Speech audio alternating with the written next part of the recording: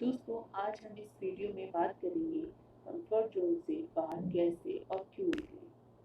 दोस्तों, comfort zone में रहना किसको अच्छा नहीं लगता। हर कोई कंफर्ट जोन में रहकर सुरक्षित महसूस करता है, पर आपको पता है comfort zone is dead zone. मतलब अगर आप अपने कंफर्ट जोन से बाहर नहीं निकलेंगे तो इसका मतलब आप चैलेंजेस को एक्सेप्ट करने के लिए रेडी नहीं हैं। आप डेथ जोन में चले गए हैं, जिसमें आपके लिए कोई चैलेंज नहीं है। लाइफ जैसे पहले चल रही थी वैसे ही अब चल रही है। कोई मेहनत नहीं कर रहे आप, कुछ हासिल नहीं कर रहे आप नया। दोस्तों, घोड़े को भी दौड़ाने के लिए चाबुक मारना पड़ता है, वरना वो भी अपनी कंफर्ट जोन में बैठकर सिर्फ घास ही खाता रहेगा। दोस्तों, व्हाट इज कंफर्ट जोन? पहले हम ये जानेंगे कि कंफर्ट जोन है क्या। दोस्तों, अपने तरीके से ही काम करना कंफर्ट जोन है, लेकिन चैलेंजेस को देखते हुए अपने तरीकों को बदल कर कुछ इनोवेटिव तरीके से काम करना कंफर्ट जोन से बाहर आना है। मतलब जब हम एक ही काम को उसी वे में लगातार कर रहे हैं तो वो एक अपनी कंफर्ट जोन बन जाता है कि हमको उसी वे में काम करना पसंद आने लगता है। लेकिन जब हमें कोई कहता है कि इसमें कुछ इनोवेटिव करो तो वो हमारे लिए एक चैलेंज बन जाता है। कुछ लोग उसको एक्सेप्ट करते हैं और आगे बढ़ जाते हैं, लेकिन कुछ लोग उस कंफर्ट जोन से अपने बाहर नहीं निकलना चाहते। इसलिए कुछ नया और इनोवेटिव तरीके से कुछ करना, अपने कंफर्ट जोन से बाहर आना है। एक किस्सा है दोस्तों कि एक बार एक कुत्ता एक जगह पर बैठकर रो रहा होता है। वहां से गुजरने वाला एक इंसान बार बार जब ये देखता है कि ये कुत्ता रो रहा है, लेकिन उसको समझ में नहीं आ रहा था ये क्यों रो रहा है, तो उसने पास बैठे एक भिखारी से पूछा कि भाई, ये कुत्ता इतनी देर से रो रहा है लेकिन क्यों रो रहा है। तो उस भिखारी ने कहा कि इसके नीचे एक कील पड़ी है। तो वो कहता है कि अगर कील से इसे इतनी प्रॉब्लम हो रही है तो ये उठ क्यों नहीं जाता। तो भिखारी बोला कि अभी इतना दर्द उसे नहीं हो रहा है कि वो उठ जाए। मतलब उठने की कोशिश नहीं करना चाहता वो कुत्ता।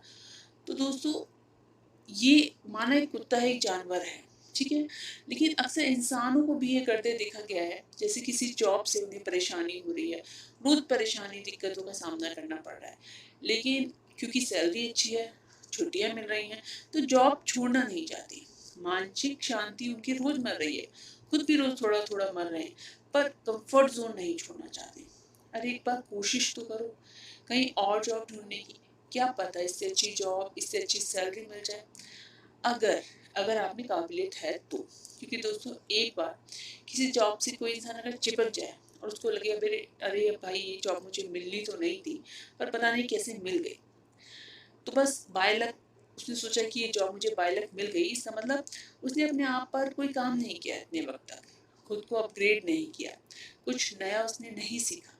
क्योंकि दोस्तों, कंफर्ट जोन से वही बाहर आ सकता है जो चैलेंजेस एक्सेप्ट करे, जिसमें चैलेंज एक्सेप्ट करने की ताकत हो। रोज कुछ नया कुछ नॉलेजेबल ज्ञानवर्धक सीखे, खुद पर अप्लाई करे, तभी तो ज्ञान बढ़ेगा, आत्मविश्वास बढ़ेगा, तरक्की होगी खुद की। तो दोस्तों, कंफर्ट जोन से निकलो, जरूरी है अगर आगे बढ़ना चाहते हो तो, वरना बैठे रहो आराम से रजाई में। क्योंकि लोग तो ऐसे भी हैं जो सूरज निकलने से पहले भी उठते हैं।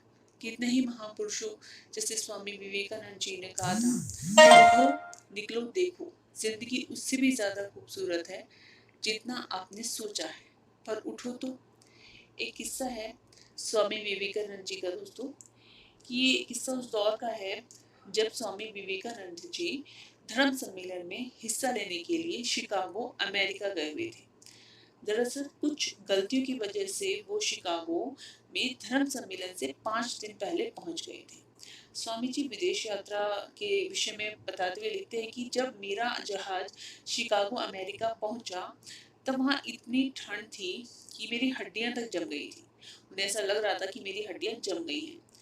उन्होंने आगे लिखते हुए कहा कि शायद मेरे साथियों को नॉर्थ अमेरिका की ठंड का अनुमान नहीं था, इसलिए मेरे पास जो कपड़े थे वो इतनी ज्यादा ठंड सहन करने के लिए अनुकूल नहीं थे। स्वामी जी बताते हैं कि उस समय शिकागो एक महंगा शहर था। मेरे पास जो भी पैसे थे वह कुछ ही दिनों में खत्म हो गए। मैं पूरी तरह से शारीरिक रूप से शारीरिक रूप से टूट चुका था।